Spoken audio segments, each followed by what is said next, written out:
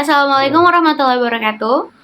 Perkenalkan, saya Wafiro, kelas KPI 2D. Di sini akan mengerjakan tugas UTS, yaitu menjelaskan materi kitab Ta'lim Muta'alim. Yang akan saya baca pada video ini ialah materi tentang menghormati guru, halaman 19 kitab Ta'lim Muta'alim. Kalau ada yang mau menyimak, silahkan simak ya. Bismillahirrahmanirrahim.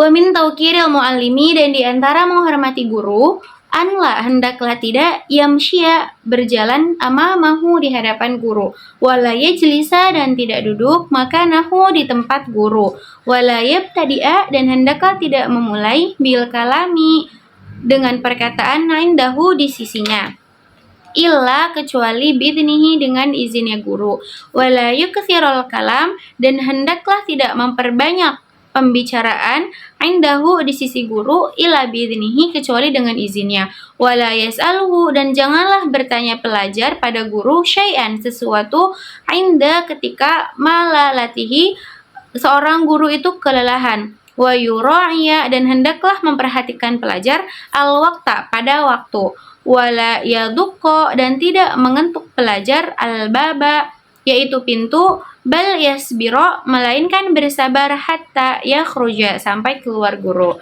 Nah, dalam materi ini dijelaskan bahwa salah satu menghormati guru yaitu tidaklah kita seorang pelajar berjalan di depan guru, kemudian tidak boleh duduk di tempat guru, kemudian tidak boleh nih memulai pembicaraan kepada guru apabila tidak diizinkan berbicara oleh guru tersebut, kemudian tidak boleh berbicara banyak-banyak di depan guru tanpa seizin dari gurunya, dan tidak boleh bertanya kepada guru apabila kelihatan gurunya itu sedang kelelahan gitu. Terus sebagai seorang pelajar juga kita harus tahu waktu ketika kita bertamu di rumah guru, kita tidak boleh mengetuk pintu rumah guru tersebut. Kita tunggu saja sampai guru tersebut keluar. Jadi hendak bersabar ya. Oke, dilanjut.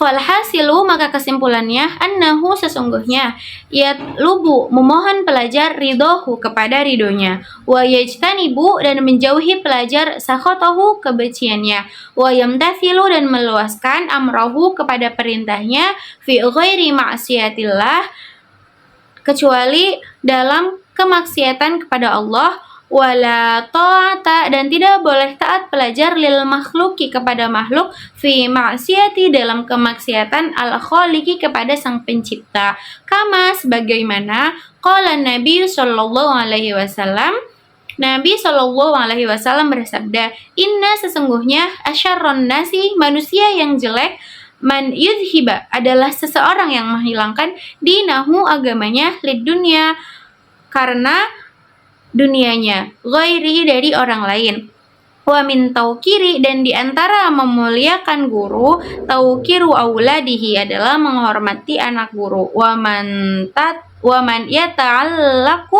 dan siapapun yang berhubungan dengan guru tersebut. Terjemahannya ialah kesimpulannya yaitu seorang pelajar harus meraih keridhaan seorang guru. Kemudian seorang pelajar juga harus menaati segala perintah-perintah guru apabila perintah tersebut itu tidak menjerumus kepada kemaksiatan. Dan sebagai seorang pelajar kita tidak boleh mendekati dan tidak boleh taat kepada makhluk apabila makhluk tersebut mengajak kita untuk bermaksiat kepada sang pencipta yaitu Allah Subhanahu wa taala, seperti yang disabdakan oleh Rasulullah sallallahu alaihi wasallam, sesungguhnya sejelek-jeleknya manusia adalah dia yang menghilangkan agamanya karena dunianya.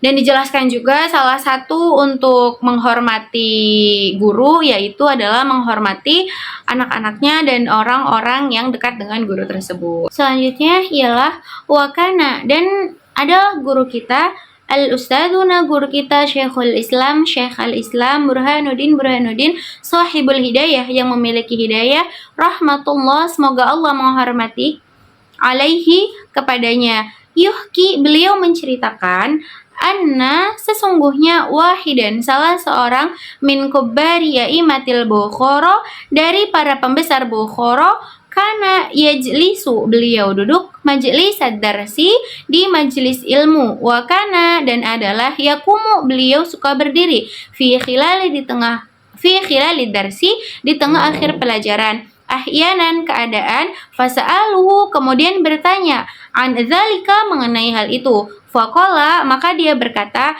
inna sesungguhnya Ibnu Ustadi, sesungguhnya anak guruku, yal'abu bermain, ma'asibiyani bersama anak-anak lain, fisik hati di tempat bermain, wayaji'u dan dia suka datang, yanan kadang-kadang ila babil masjidi ke pintu masjid, faida maka ketika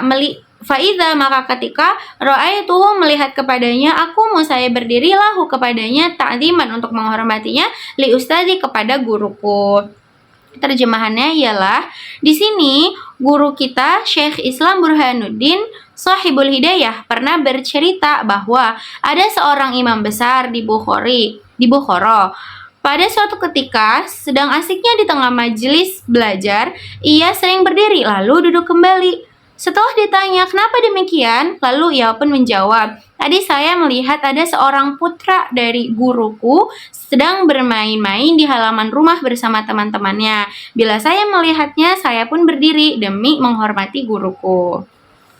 Baik, mungkin cukup sekian materi penjelasan dari kitab Ta'lim Muta'alim mengenai penghormatan kepada guru kita. Selanjutnya ialah qawaid. Di sini saya akan menjelaskan sedikit tentang fi'il. Fi'il ialah suatu kalimat dalam bahasa Arab yang menjelaskan suatu pekerjaan yang berdasarkan dengan waktu. Fi'il itu terbagi menjadi 3, ada fi'il mudhari, fi'il madi, dan fi'il amar. Nah, fi'il madi ini ialah kalimat fi'il atau kalimat pekerjaan yang menjelaskan waktu lampau. Jadi pekerjaan ini sudah dilaksanakan.